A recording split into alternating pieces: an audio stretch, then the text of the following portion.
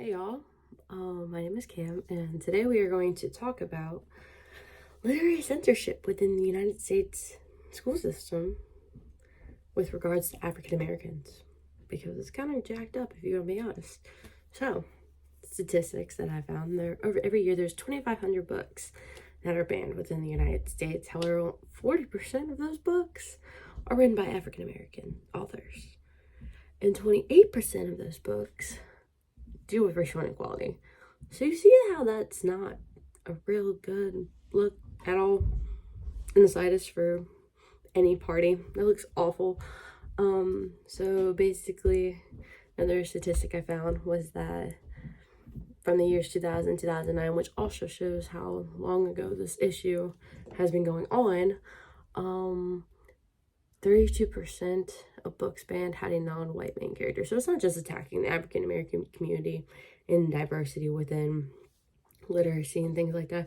It's attacking all races. It's attacking everything, and if it does not fit the white agenda, then it will not be in a library for long, especially when it comes to younger children. So why are we banning African American authors in the first place? I think the big thing is that the world is sensitive to information.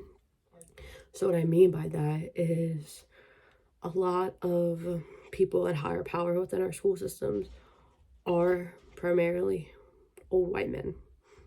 And that's how it just is in life. A lot of people in power are old white men.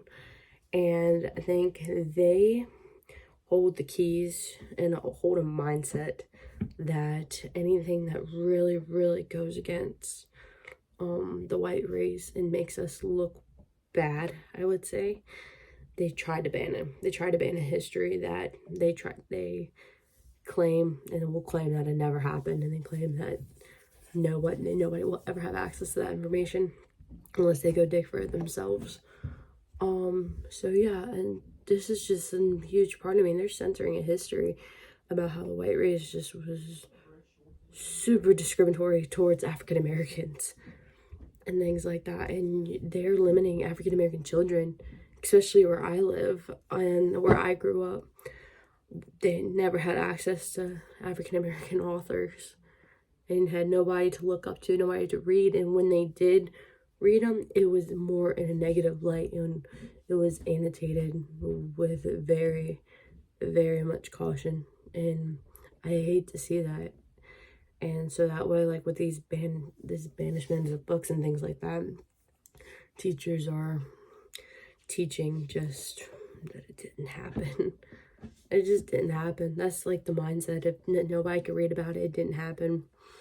So some of the books that were banned that I actually got to read, a couple of them from a library before they got banned, and a couple of them I read in high school classes. So The Hate You Give by Angie Thomas, that was banned in almost every, it's more of a chapter book, but that was banned in a lot of high schools because it gave anti-police vibes, which rightfully it should have, because it's also based off a true story.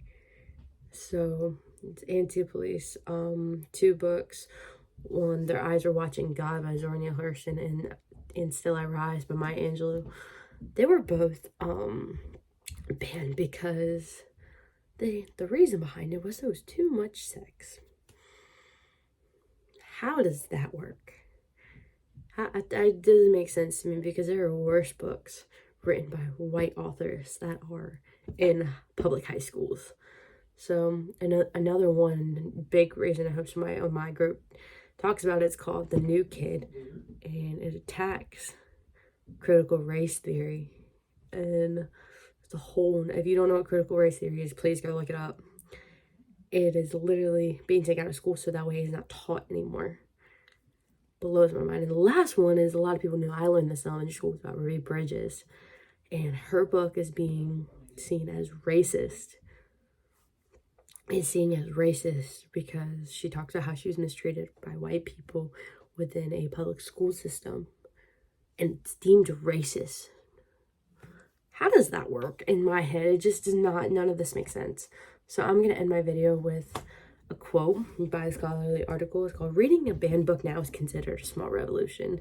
So how do we fix this problem? it starts with us. It starts with advocating for these books. It starts with advocating for these authors that can't advocate for themselves anymore, and being able to create a diverse literary world for the next generation.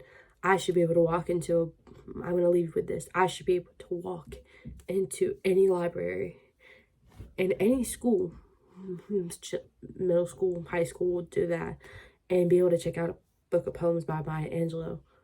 But I can't even do that. Instead, I could walk into a public middle school and high school and check out 50 Shades of Grey.